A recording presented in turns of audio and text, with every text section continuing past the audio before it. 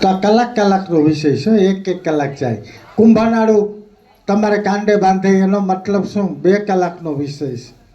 આ સેજે કરીને સમજાય એમ નથી, બહુ ઊંડી વાતો છે.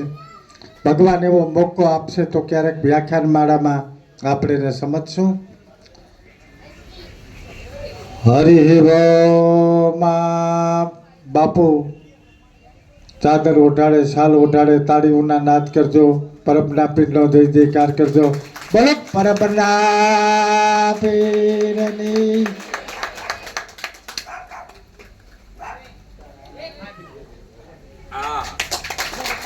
જય હો. એવો નાદ કરીએ કે ગગન બંડળ સુધી એનો નાદ જાય.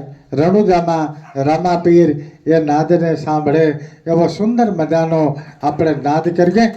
બોલો કાલિદાસ બાપુની જય, રામદેવજી મહારાજની. આજે હરદાસભાઈ